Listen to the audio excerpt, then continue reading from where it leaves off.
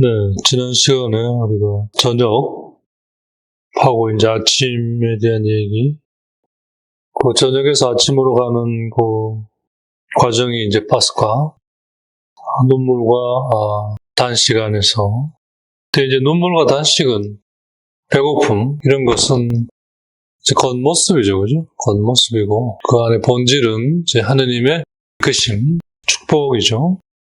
이제 우리는 그걸 통해 그 과정이 얼마나 의롭고 올바른 것이었나, 그거보다 더 이제 올바른 것은 없다는 정의로움을 이제 경험하게 되고, 믿음으로. 그리고 그것이 가장 적합하고 최선의 것이었다는 사랑. 사랑은 참 신비로워요, 그죠? 가장 올바르고 동시에 그래서 가장 적합해요. 근데 그건 눈물과 단식 속에 있는 거죠, 그죠? 현대인들이 그 사랑의 가치는 배워서 알면서 눈물과 단식은 싫어하니까 불행해질 수밖에 없죠. 그게 바로 이제 구체적으로는 우물가에서 레베카가 보여준 것처럼. 근데 이 우물물은 마지막 때 완성될 거예요. 지금 이제 완성 중인 거죠. 진행 중인 거죠. 그런 점에서 비지용이죠, 그죠? 세상이 말하는 비전하고 이건 좀 의미가 다르죠. 그냥 믿음으로 내다볼 수 있어요. 하지만 그때를 기다려야 되죠.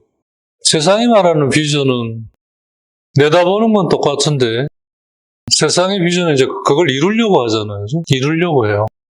성경이 말하는 비전은 우리가 이룰 수 있는 게 아니에요. 하나님이 이루시고 우린 그때를 기다리는 거죠. 믿음 안에서. 근데 그 시기는 마지막 때라는 건 아는데 언젠지는 몰라요. 하나님만이 아시는 거죠. 그래서 어쩌면 모든 걸 살아있게 하는 것 같아요. 언제다라고 해버리면 그걸로 다 죽어버리는 거죠, 그죠? 거기에 묶여버리니까. 그래서 뭐 아편이다, 뭐 마약이다라고도 어떻게 보면 볼 수도 있는 거죠. 정말 그 신앙이 없이 하나님 주신 지성을 올바로 사용하지 못하고 그냥 머리로만 바르다 볼 때 이제 그렇게. 근데 바로 그것이 레베카가 매일 밤에, 매일 저녁이라고 하는 건 이제 세상의 상황이잖아요. 어두움에. 매일 저녁에 우물가에 갔으니까. 우물가에 갔다는 말은 정확히 말하면 우물을 찾아서 이제 우물가에 가게 되고 거기서 우물을 찾아 발견해서 물을 길어 올리는. 그게 이제 비지용의 우물. 그게 이제 그 아브라함이 하나님의 천사를 환대했던 비지용의 나무, 즉 상수리 나무라고 하는 바로 그것의 말씀, 즉 하느님 아브라함의 종, 그 신부를 찾으러 온, 발견하러 온 아브라함의 종, 예언의 말씀, 거기서 만날 수 있고 바로 그곳의 기쁨이라고 하는 이삭이 거니는. 근데 그건 계속 훈련으로 앞으로 나아가야 하는 것인 거예요. 왜? 그 비지용은 마지막 때에 완성이 될 것이기 때문에 그때까지는 계속 그걸 수행해야 돼요. 그런 점에서 엑사이즈죠, 그죠? 엑사이즈를, 훈련을 완성시키려고 하면 못해요. 결코 완성될 수 없어요. 어떤 것도. 완벽한 거란 없는 거죠. 가장 최적의 것을 만들어가는 거잖아요. 세속적인 훈련도 마찬가지죠. 그죠? 계속해서 가장 최적화된 걸 찾는데, 그건 그 사람에게, 다른 사람에게 좀 더 다르게. 그게 다 왜 그러냐면, 각자 고유하기 때문에, 각 상황이 고유하고. 하지만 그것의 본질은, 참된 완성은 마지막 때 이루어지는 이런 것이죠. 그래서 엑사이즈인 거거든요. 그러지 않으면 엑사이즈를 못해요. 그 완벽함을 구하기 위해 엑사이즈 하다가는 스스로 나가자빠지는 거죠. 그런 의미에서 이제 이 엑사이즈는 우리를 완전함으로 앞으로 거기를 향해 나아가게 하는 거죠. 그죠? 사실 이런 모든 것들 우리가 다 하고 있어요. 근데 그걸 영적인 차원에서 그걸 의식하면서 하지를 못하는 거예요. 그게 참된 건데. 그러니까 우리 안에는 씨앗의 형태로 모든 것이 주어져 있죠. 이렇게 하나님 이끄심 안에서 훈련이라는 걸 통해 배워 익혀서 의식하고 그래서 그걸 이제 그 비주형을 보면서 해나가는 거죠. 그죠? 앞으로 나아가는 거죠. 그죠? 그렇기 때문에 우리 안에 다 있는 거예요. 사실 우리가 하고 있고, 기도도, 좀 기도가 뭔지 알고 나서 보니까, 뭐 안다는 게 좀 그렇긴 한데, 좀 무지해서 눈을 뜨고 나서 보니까, 뭐 어렸을 때 뭣도 모르고, 또 뭐 중고등학생 때 혹은 신학생 때, 혹은 어떻든 뭐 좀 나이가 들어서도 뭐, 거시가지는 못했지만 어떤 것에 말씀에 이끌려, 혹은 뭐 어떤 것에 이끌려, 그렇게 푹 잠겨서, 다른 어떤 것도 없이 그 자체로 이렇게 내가 그게 이렇게 차지당하도록, 점유당하도록 내어놓고, 그래서 참 좋았던 그런 것이, 누구나 다 그런 기억들이 있거든요. 꼭 그게 신앙의 이름이 아니라도, 그런 게 없을 리는 없어요. 그리고 뭐 힘들고 어려울 때 그런 걸 이렇게 떠올리기도 하잖아요, 우리가. 근데 그게 의식화되고 체계화되지 못하는 거예요. 그게 왜 훈련으로 이렇게 올라오지를 못했기 때문이죠. 드러높여지지 못했기 때문인 거죠. 그러니까 그런 것이 다 있는데도 이렇게 해보라고 하면 못하는 거예요. 그때는 다르게 돼요. 자기 그거로 이제 그게 깨져야 되는데. 근데 그건 정말 이 세상에 어떤 것보다 더 단단한 거야. 그건 아마 뭐 수소폭탄으로도 못 깨트릴 강도로 치며 진짜 말씀 안에 녹아서 없어져야지. 말씀이 녹여야지. 그러지 않고서는 참 묘한 것 같아요. 가면 갈수록 그걸 느끼겠어요. 평소에는 자기도 모르게 하고 있어요. 그러니까 안 죽고 살아온 거죠, 사실은. 근데 그걸 훈련으로 해보라고 하면 그때부터 경직돼서 아이를 물에 넣으면 애가 하잖아요, 그죠? 뭐 물에 빠져 안 죽거든요. 그럼 유형을 한다고요. 근데 조금만 더 커서 넣으면 이제 의식을 하니까 물이라는 그거를 상대화해버리는 거잖아요, 그죠? 그냥 하나로 있지를 못하고. 그게 이제 자기가 중심이 되는 죄의 모습인 것 같아요. 그리고 이제 나이가 들면 들수록 거기에 대해 건드려지면 이제 화를 내고 그걸 변명하고 그걸 합리화하고 뭐 이러는데 뭐가 잘못됐냐 뭔지 자기 뭘 하는지도 모르는 거죠. 아무튼 그래서 레베카 위대함은 그거죠. 매일 저녁 우물을 찾아 나선 거죠.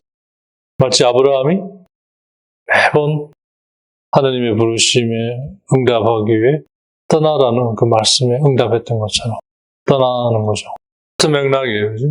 하나님이 주신 가장 귀한 선물인 아들에게서마저 바치라고 하는 걸 통해 떠나도록 하느님만에게만 속하도록 그래야 모든 것에 하나로 있을 수 있는 거죠. 그래서 이제 생명을 구하려고 하는 자는 죽게 될 거고 하느님 때문에 목숨을 내놓는 이가 참으로 목숨을 얻게 될 것이다. 그 말. 이제 이보다 더 좋은 소식이 없다는 의미에서 이제 가장 좋은 말씀. 에반겔리온이 이제 좋은 말씀이잖아요. 그죠? 네. 오케이. 이제 지난 시간에 우리가 했던 부분들을 조금씩 정리하고 이렇게 모아보면 이제 그렇게 좀 할 수 있겠습니다. 그래서 이제 오리게네스가 중요하게 보는 건 그래서 우물가로 가라 이거예요. 찾아가라 이거죠. 떠나라는 얘기죠. 그리고는 마셔라 이거예요. 사실 그게 우리가 할 일인 거죠. 그걸 통해 우리는 참으로 우리가 되어가요. 되어갈 때마다 우리는 새로움을 느끼겠죠. 계속 되어가니까. 되어갈 때는 이전의 것에서 새로워지는 거잖아요. 또 그 상태에서 또 더 앞으로 나아가면서 뭔가 그대로 되어가고. 그러니까 이전에 그러지 못했으니까 새롭고. 이런 의미의 새로움이죠. 새로움. 그러니까 우리가 뭔가 식상하는 것은 좋은 현상이에요, 사실은. 그걸 잘 다루어야 되는 거죠. 식상 안 하는 거가 좀 문제인 거예요. 식상해야 돼요. 그게 하느님께로 향하는 것이로 방향이 잡혀야지. 그러지 않으면 이제 세상 말로 말하면 이제 바람이 들어가지고 이제 뭐 바람도 들어봐야 되긴 하지만 이제 정신을 차리죠. 작은 아들처럼. 이 작은 아들이 세상으로 떠났다. 이게 우리식으로 표현하면 이제 바람이 들어든 거죠. 그죠? 바람이 들면 약이 없어요. 바람 빠질 때까지는 돌아다니는 거예요. 이제 그걸 우리에게 이 삶 안에서 허락해 주시면서 이제 그걸 통해 찾고 우물가에 가도록 이렇게 하나님께서 이끄시는 거죠. 그래서 거기에서 일어난 것을 말씀으로 만나서 마시는. 그게 이제 우물가에 일어난 일들이에요. 이제 기도죠, 그죠? 그게 영적 생활이고, 이제 그것의 중요성을 레베카가 이제 이렇게 이제 우리에게 주목하게 해주는 거예요. 그래서 이 말씀은 우리를 매일 하나님의 말씀의 우물가에 가도록 초대를 하고 있는 거죠. 그러니까 보통 우리가 하나님의 말씀에 대한 렉쇼를 정답을 찾으려고 해요. 우리가 이 고지화됐어요. 특히 한국 사람들은 그 망할 놈의 정답 때문에 어렸을 때부터 그저 오답하면 맞잖아요. 저도 막 표정지도 하면서 정답이 없다는 그걸 정답처럼 막 하고 있는 거예요. 정답이 없으면 없는 건데 그 없다는 게 정답이 돼가지고 막 그렇다고 그러면 뭐 가만히 있을 수도 없고 참 곤란하더라고요. 알아듣는 사람들을 만나면 그래서 참 반가워요. 그런 사람 뭘 해도 알아들어요. 근데 아닌 사람은 계속 정답을 찾아 이야기해주면 안 들어요. 그건 정답이 뭐지? 그런 사람은 대책이 없는 것 같아요. 그게 다 빠져나갈 때까지는 뭐 어떻든 간에. 예. 그래서 하여튼 매일 말씀의 우물가에 가야 된다는 얘기를 지금 하려고 하는 거예요. 정답은 없고 말씀이 얘기하고자 하는 가장 근본적인 것을 믿음으로 저거 찾아는 가려고 해야죠. 그래야 우물가에 있게 돼요. 거기서부터 이제 우물을 본격적으로 만나는 거죠. 찾아간다고 바로 발견하는 게 아니라는 거죠. 찾아가는 건 엄밀하게 말하면 방향성인 거죠. 동쪽이 아니라 서쪽이구나. 그래서 이제 거기 가서 거기서 또 찾는 거죠. 근데 거기서 훨씬 범위가 이제 좁아진 거잖아요. 그 안에 있는 거니까. 사실 이제 그때부터 진짜 믿음이죠. 진정한 의미의 믿음이죠. 만나 안 만나가 아니라 가장 근본, 본질과 가까운 것일수록 그래서 이제 이때부터는 보물로 변하는 거 가장 중요한 거니까. 그러니까 자연스럽게 내 마음이 거기 빼앗기는 거예요. 보물이 우리가 빼앗기잖아요. 그죠? 마음을. 그러니까 우리가 보물을 취하려고 하잖아요. 왜? 마음이 빼앗겼기 때문에 그런 거야. 보물에. 그러니까 보물이 나를 끌어당기니까 내가 보물을 취하려고 하는 거잖아요. 그게 이제 정화. 그걸 매일 해야 하는 거예요. 유다인들처럼 날 정해가지고 뭐 큰 절기 때만 하는 게 아니라 매일 파스카 음식을 먹고 파스카 의식을 행해야 하는 거죠. 그게 예수님 안에서 말씀 안에 머무는 것이 바로 파스카 의식을 행하는 거죠.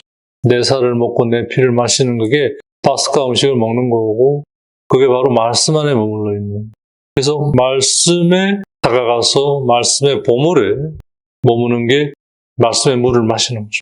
그걸로 당신은 당신 갈증이 없어지는 거예요. 안 그러면 그건 계속 목마른 거예요. 마시는 걸 좀 달라. 그 말은 뭐냐면 너가 그걸 찾아 너가 마셔라. 그래야 너가 마시는 게 바로 내가 마시는 거다. 이거죠. 그렇게 되기 때문에 하나님과 말씀을 통해 하나로 되기 시작하는 거죠. 일치, 즉 친교가 이루어지는 거죠. 하나님의 의에 이게 이루어지고 이거에 하나님이 이루어지고 이렇게. 이게 하나님이 세우신 질서예요.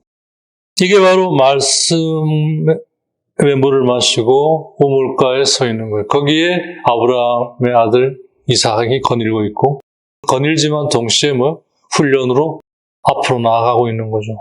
그건 아버지에게서 배운 거죠. 아버지부터 시작됐죠. 아브라함. 계속 떠나는 거죠.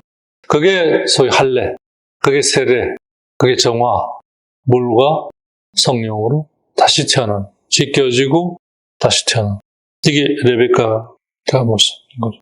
그렇기 때문에 아브라함의 종, 그냥 예언의 말씀이죠. 그죠? 이 얘기합니다. 그래서 당신은 너무나 아름다운 젊은 처자, 어떤 남자도 당신을 알지 못한 순수한 처녀. 먼저 성모님을 말하는 거죠. 그죠? 저희 무염시택, 임마쿨라타, 원죄 없이 잉태되신 그 순결한 믿음을 말하는 거잖아요. 그죠? 이게 참된 아름다움이고, 이게 영원한 젊음이라는 게 이제 생명의 상징이지 않습니까? 그죠? 창세기 24장 16절. 그가 말을 마치기도 전에 15절 아브라함의 아우 나홀의 아내인 밀카의 아들 부투엘에게서 태어난 레베카가 어깨에 물동이를 메고 나왔다. 그러니까 이게 우리식으로 보면 아버지의 동생 레베카가 며느리 될 거 아니에요. 이삭에게. 이 며느리가 누구냐면 이제 조카 손녀가 며느리네. 그죠? 우리식으로 족보가 중요한 게 아니라 이제 이게 다 일종의 아피니테잖아요. 아피니테라는 게 혈족 관계라는 말인데 같은 믿음의 라인이라고 할까요? 이제 그런 의미죠, 사실은. 그냥 이걸 히스토릭처럼 읽어버리면 이런 막가는 이런 쌍놈에 뭐 이렇게 봐버리니까 그런 의미는 아니고. 그래서 일단 그 신앙의 행위는 알레고리를 배우는 것 같아요. 일단은 렉시오가 알레고리에 들어서는 어떤 첫 문이죠, 그죠? 거기서 이제 다 그냥 뽀록 다 나는 거죠. 폼 잡고 뭐 우아하게 있어봐야 그 앞에서 다 그냥 발개 벗고 이제 표시 다 나는 거죠, 그죠? 그걸 이제 인정하고 겸손하게 받아들이면 그걸 배우게 될 것이고, 그러면 이제 영혼이 거기서 이제 못 들어가고 맴도는 거죠, 그죠? 그렇게 이제 어깨에 물동이를 메고 나와서 이 소녀는 아직 남자를 알지 못하는 아주 예쁜 처녀였다. 그가 샘으로 내려가 물동이를 채워 올라오자 그 종이 그에게 달려가서 말하였다. 불과 딱 2절이잖아요. 15절, 16절인데 이 안에 모든 얘기가 사실 다 압축돼서 다 들어가 있는 걸 이제 우리가 좀 느낄 수 있죠. 벌써 이제 렉시오가 되고 있는 거예요. 그죠?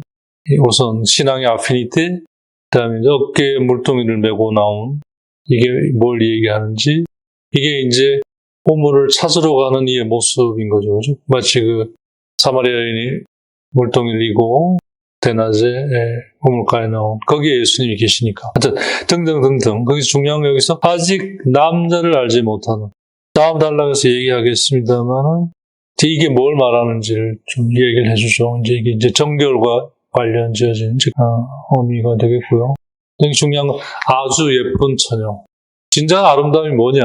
이제 지금 우리가 좀 오리게네스를 통해 볼 수 있었던 모습은 정말 이러한 표현조차도 부족할 정도로, 그죠? 너무나 젊은 처녀. 지금까지는 이제 젊고 아름다운 처녀인가를 얘기한 거죠.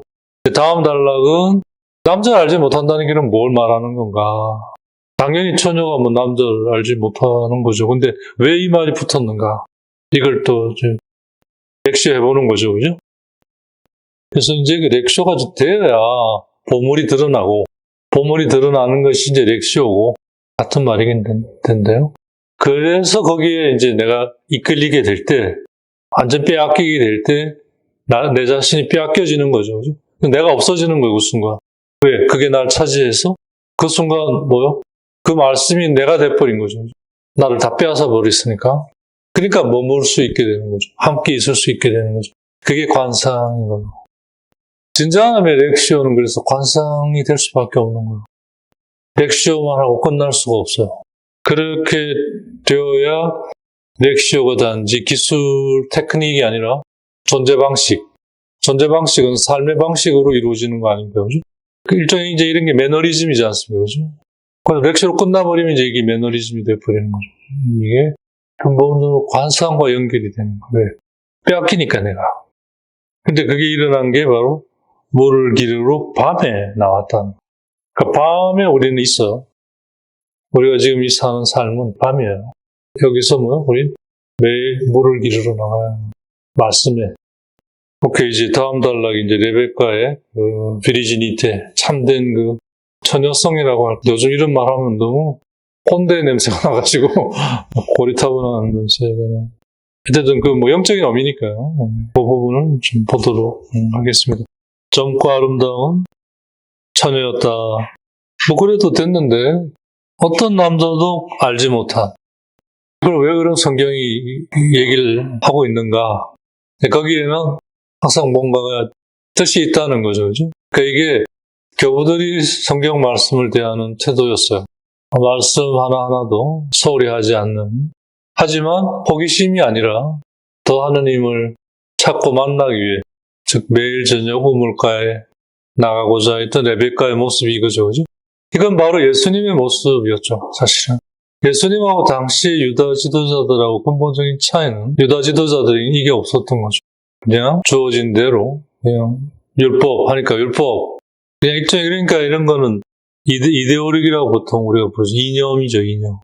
죽어있는 도구로만 쓰이는 거죠. 그래서 초기에 많은 사람들이 예수님이 이런 모습에 사실 홀딱 반했죠. 그래서 그것이 가져다주는 놀라운 그 기적이지 않습니까? 그죠? 근본적인 기적은 변화하지 않습니까? 자신의 그 하나님이 되어가며 그러다가 사람들이 그것에 홀라당 빠져버린 거죠. 그 일종의 매너리즘이죠. 그죠? 그래서 그분에게 그걸 요구하기 시작한 거죠. 그걸 우리에게 해달라는 거. 그러니까 이게 바뀌지 않는 한은 하나님도 어떻게 하실 수가 없는 거죠. 사실 이게 죄니까. 죄뿐이니까. 그죠? 그래서 결국 이런 하나님에 대한 경험의 기록이 남겨지게 된 것은 이걸 통해 계속 이 말씀이 너희들 안에 살아서 1차적으로 그렇게 그러고 있는 걸 말씀이 드러내주는 거죠. 그죠? 근데 그걸 그냥 반성하는 게 아니라 반성해봐야 뭐 우리 얼마나 많이 반성했습니까? 그죠? 그게 아니라 이 말씀의 참 그 뜻, 그래서 그 말씀의 맛을 맛보게 됐을 때 그때 그렇게 되어 있는 자기를 발견하잖아요. 그죠? 그렇게 된 자기는 이전의 자기랑은 너무나 다른 거예요. 우선 생각하는 게 다르고 보는 게 다르고 훨씬 더 관대해지고 사랑이 깊어진 바로 이 말씀의 힘이죠. 그게 좀 더 체계적이고 의식화된 작업으로 매일 그 만나를 모을 수 있는 하나님이 원하시는 그거죠. 그죠? 그래서 이 세상에서 우리가 이제 이걸 배우도록 하시기 위해 이 세상을 허락하신 거지, 세상 삶을. 그리고 혼자 할 수 없으니까 같이 이제 이 모든 것 안에서 하도록 있는 건데 그렇게 되지 않으니까 이제 다 뭐 왼수요, 뭐 죽일 놈, 뭐 이렇게 다 이제 돼버린 거죠, 그죠? 예. 그래서 그런 것 같아요. 진짜 내 마음 깊은 곳에서 어떠한 것에서도 이제 최종적으로 하느님을 이렇게 만나서 알게 되고 그래서 하나님께 드리는 감사, 찬미, 공경, 경외 그래서 어떤 불안이나 두려움에서 자유로워지고 평화로운 물론 처음부터 뭐 불안이나 두려움이 없는 건 아니죠. 언제나 있죠. 하지만 그건 새로운 거가 일어났기 때문에 불안하고 두렵죠. 우리가.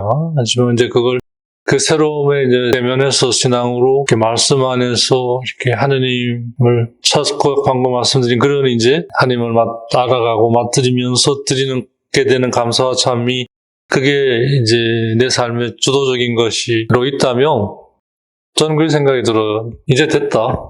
이제 이걸 계속 키워가는 일이 남은 거죠. 그죠? 풍요로움을 축복으로 주셨잖아요. 그죠? 끝없이 번성해가도록 거기에 지배당하지 말고 그러면 된 것 같아요. 더 거기서 뭐 욕심낼 것도 없고 욕심나지도 않지만 그래서 이제 그런 것이 없는 그때가 이제 대략 한 60 정도? 평균 에버리지로 보면 한 70까지는 그게 좀 돼요. 나머지를 이제 실제로 그걸 가지고 살아보는 거잖아요. 그래서 이게 얼마나 아름답고 행복한가를 그걸 가지고 이제 우리가 하나님 앞에 가게 되는데 얼마나 서로가 기쁘겠어요.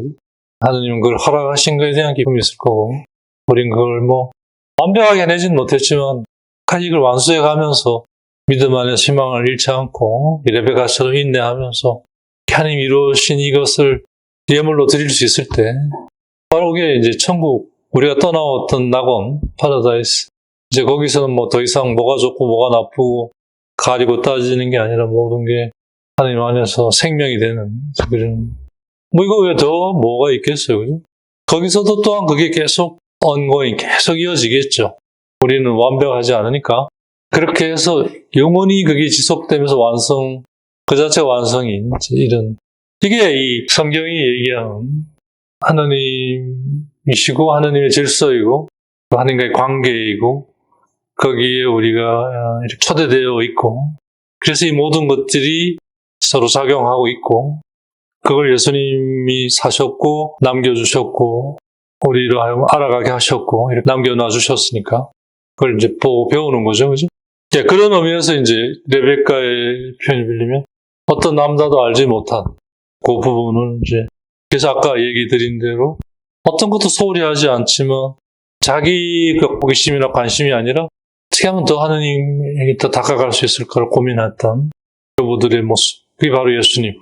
그렇게 예수님이 말씀 안에 머물러 말씀이 되어 가셨고 그게 바로 당신에 관한 얘기라는 걸 당신도 알아가시고 그죠?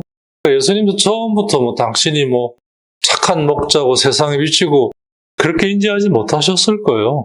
처음에는 말씀이 우리처럼 어려웠을 거예요. 스승이 가르쳐주는 걸 배우고 익히기도 급급하고, 그러면서 이제 점점점 눈을 떠가고, 그러면서 이제 당신이 말씀이시라는 걸 그래서 이제 시작된 새로운 삶, 공생활 안에서 이게 더 구체화되면서, 이게 바로 이것이 생명의 빵이 되고, 이게 하느님이 이렇게 뜻하신 것이었구나. 처음부터 이걸 알고 한 것도 아니잖아요. 신앙을 통해 하느님을 만나가다 보니까 하느님을 알게 되고, 그러다 보니까 이렇게 이어져 온 거죠. 그러면서 여기에 당신을 결국 내놓는 것이 최고의 것이라는, 그래서 친구를 위해 목숨을 내놓는. 우리는 좀 새로운 방식으로 내놓는 거죠, 그죠? 예수님처럼 그렇게 내놓을 수도 없고 내놓을 필요도 없어요. 그건 딱 한 번으로 완성이 된 거죠. 우린 거기에 참여하는 거죠. 참여한다는 게 한 부분이 되는 거예요. 나의 고유함으로. 그게 어떤 사람에게 이렇게, 어떤 사람은 저렇게 절대화할 수 없죠. 하지만 그 자체로 하나님에게서는 절대적인 것이죠. 인정해 주시니까. 그건 믿음 외에는 우리가 어떻게 확신을 가질 수가 없잖아요. 그렇기 때문에 동시에 그건 언제나 우리를 불신은 아니고 찾아가고자 하는 동인으로 흔들어 놓겠죠. 그러면서 동시에 더 공고하게 하겠죠. 그래서 모든 존재는 절대적이면서 동시에 나한테 상대적일 수밖에 없는, 나 자신도 마찬가지로 절대적이나 상대적일 수밖에 없는, 오로지 하느님만이 절대적인, 이런 이런 의미가 어떤 남자도 알지 못했다. 그러니까 이 말이 갖고 있는 게 뭘까? 딱 오리게네스의 어떤 마음의 눈길, 영적인 눈길을 어택한 거죠, 그죠? 이 얘기의 골든은 표징, 드러내는 게 뭐냐? 이 문자가 가지고 있는 내용이 뭐냐? 젊고 아름다운 처녀, 어떤 남자도 알지 못한. 마치 이게 처녀라고 하는 게 어떤 남자도 접촉이 없는 여자인데, 당연히 처녀라는 말 안에 그것이 포함되어 있는데, 그럼 그거 말고 다른 게 있다는 얘기인가? 그래서 이런 걸 붙였나? 있다는 얘기인 거죠, 그죠? 이 내용은 즉슨 그래요. 오로지 주님하고만 접촉한 이만이 처녀인 거죠. 여기서 말한 아름다운 젊은 처녀인 거예요. 그러지 않은 남자인 척하는 가짜 남자가 있는 거죠, 그죠? 악마죠. 그래서 이거를 덧붙인 것. 그걸 지금 설명하고자 하는 거예요. 얘기하고자 하는 거죠. 마치 남자를 알지 못하는, 그래서 성문이 묻잖아요, 그죠? 저는 남자를 알지 못하는데 어떻게 그런 일이 가능하겠습니까? 진짜 성모님은 주님밖에 몰랐던 거죠. 그런 의미를 갖고 있는 거죠. 이 레베카 이 얘기와 같이 놓고 보면 병립이라고 그러나 교부들의 성경 이해가 중요한 대목 중에 하나가 비슷한 걸 같이 놓는 아주 높은 단계의 디렉션인데요. 그는 이 안에 다 들어가 있어요. 자연스럽게 착착착 나오는 거거든요. 그래서 무용시태, 임마쿨라타, 언제 없이 잉태되신. 죄가 뭐예요? 다른 남자를 알고 있다는 얘기인 거죠. 용어 자체가 아니라 이게 가진 내용에 좀 주목하면 우리가 되겠어요. 혹시 그런 거부감이 든다면 표현의 문제이고 이것이 가진 내용의 문제, 알레고리, 즉 파스칼로 이루어져야 되겠는데요. 아무튼 남자와 접촉이 없는 여인 외에 뭔가가 다른 게 있다는 말인가? 있다는 거죠.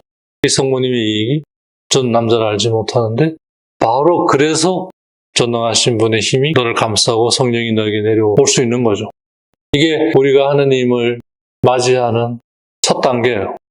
그러니까 여기서 남자는 주님 그대로지, 자기가 만든 주님, 자기가 원하는 주님, 자기가 바라는 주님, 주님이긴 주님인데 그건 성모님 말에 그랬으면 아마 루카복음 1장의 얘기는 아마 존재하지 않았겠죠. 그러면 어떻게 됐을까? 많이 달라졌겠죠. 지금하고 달리. 어쩌면 우리는 아직도 구약 시대에 살고 있는지도 모르죠. 이러한 맥락에서 좀 보면 조금 더 이해하기 쉽겠죠. 남자를 알지 못했다고 덧붙인 이 말은 처녀에 관해서는 사실 필요 없는 말인데, 이게 성경에 덧붙여진 데는 성경 저자를 통해 하느님께서 뭔가 뜻하고자 하신 게 있다는 거죠. 그걸 우리는 하느님께서 나를 초대하셨으니까 거기에 머물러 그게 드러나기를 기다려보겠다는 이런 얘기인 거죠. 그러면 남자를 아는 처녀가 좀 있을 수 있다는 얘기인가? 이건 영적으로 말하는 거예요. 스피리추얼하게.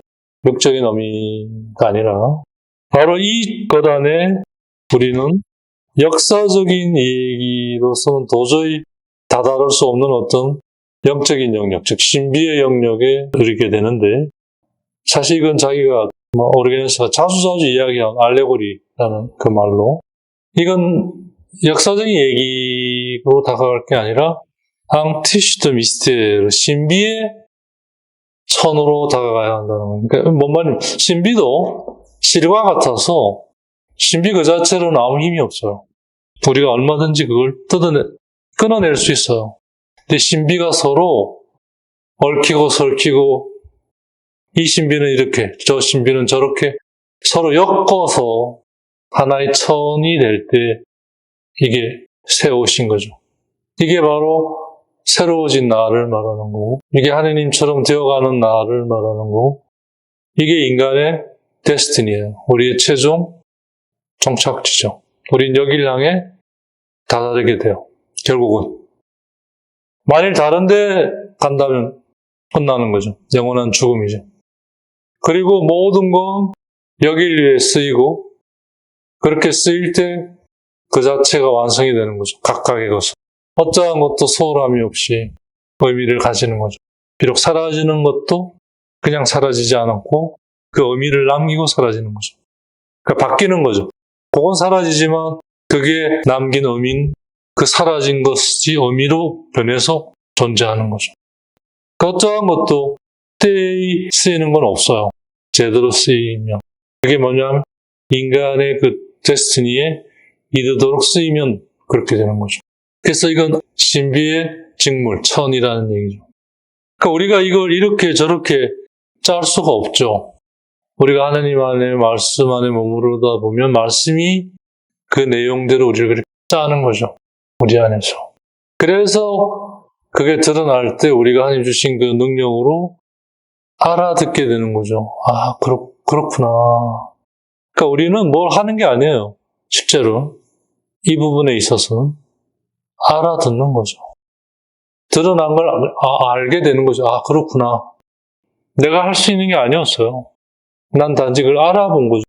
그게 기억에 남아 계속 그 관계성을 가지게 하잖아요. 그래서 존재란 관계로 있는 거예요. 엄밀하게 얘기하면. 관계성, 어떤 관계성으로 있는가. 그래서 이제 신비의 이 직물, 천, 이렇게 짜진 것이 뭘 말하는가, 뭘 드러내주는가. 벌써 이제 이건 오리게네스 안에서 드러나기 시작한 거죠. 그래서 그걸 알아듣기 시작하는 거예요. 그래서 이제 그게 인디카시옹. 인디카시옹 하면 영어로 인디케이션이잖아요. 그죠? 인디케이트가 가리킨다는 말이잖아요. 그러니까 하느님이 하시는 방식이죠. 그죠? 모든 것은 겉으로 보기에는 그냥 문자일 뿐인데 그게 하나님 안에서 나를 프라페 때리고 그때부터 이제 그건 역사적 사건이 아니라 바뀌죠. 그죠? 신비의 직물로. 그래서 그게 결국 드러나면서 그게 가리키는 게 있는 거죠. 인디카시옹. 그게 가리키는 게 드러날 때쯤에 난 그게 완전히 빼앗겨서 내가 없고 내가 그게 돼서 가리키는 그대로 거기에 내가 있는 거죠. 그러니까 가리키는 것을 가고 거기서 뭘 하고가 아니에요. 가리키는 그게 내가 돼버려 있는 거예요. 그죠? 그러니까 할 수 있는 거죠. 하느님이 하시는 방식이죠. 예수님이 등에 업혀오는 양처럼 예수님이 다 하시고 난 업혀 있는 거예요. 마치 그 바닥을 기어다니는 아기를 엄마가 안고 가슴께를 들어 올렸을 때 아기가 보는 뷰는 이제 땅바닥에서 기던 이 바닥이 아니라 엄마의 가슴에서 이걸 보는 거죠. 뷰가 달라요. 그래서 아이들을 들어 올려서 우는 애도 있지만 대부분 좋아하죠. 깨깨깨 웃고 하는 게 뷰가 달라지기 때문에 그렇다는 거예요. 참 우리가 이걸 하고 있는 거예요. 그죠? 근데 이게 말씀을 통해 의식이 되고 훈련이 돼야 되는 것까지 가야 되는데 이 부분에서 이제 아무튼 여기서 아주 중요한 원리를 좀 배울 수 있죠. 말씀을 만난다는 건 말씀이 프라페 치는 것이고 그게 이제 신비의 엮어짐. 그래서 결국 그게 최종적으로 가리키는 게 있다는 거죠. 절대 내가 할 수가 없어요. 하느님이 하시고 난 그게 믿음으로 함께 하는 거죠. 좀 이걸 배우는 거예요. 믿음으로 함께 하는 거. 우리의 가장 부족한 거죠. 우리가 못 배웠고 누구도 가르쳐 주지도 않아. 어쩌면 옛날 시대에 비해 우리가 가장 불리한 조건에 있는 것은 이거일 것 같아요. 옛날 사람들은 그런 점에서 훨씬 우리보다 좋은 조건에 있었던 거죠. 대신 삶이 팍팍했겠죠. 뭐 여전히 팍팍하죠, 우린. 우리는 그 당시에 팍팍한 거하고 좀 다른 차원의 팍팍하죠. 오히려 더 불리한 입장에서 팍팍한 것 같아요. 그래, 우리는 얼마든지 도망갈 구멍이 많잖아요. 우리를 흐트러 놓을 것들이 둘러싸여 있어요. 자기가 이게 제어하고 통제하지 않으면. 만일 그리스도를 영혼의 남편으로 부르기 시작한다면 자기가, 이게 바로 영혼이 믿음에 다다른 건데, 그때 영혼이 혼인한 이는 바로 그리스도이시죠. 물론 그리스도는 생물학적으로는 남자지만 여기서 남자를 알지 못한다는 이 남자는 영적인 의미의 그런 걸 말하는 거죠. 자기의 남편을, 자기의 남자를 그리스도로 두고 있다면 이게 바로 이제 자기 영혼을 믿음 둔다는 얘기인데, 그때 이 남자는 그리스도인 거죠. 그러면 방금 얘기 드린 남자를 알지 못하는 그 의미가 성립이 안 되는 거죠. 여기서 말하는 남자는 영적으로 그리스도가 아닌 걸 말하는 거예요. 그게 뭐냐? 불신으로 내 마음이 돌아서 버린.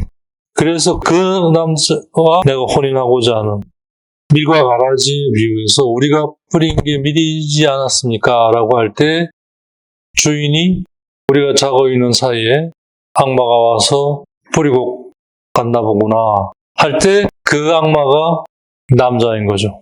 내가 불신으로 돌아설 때 내 영혼이 믿음이 아니라 불신으로 돌아설 때 나에게 있어서 남자는 악마가 되는 거죠. 이때.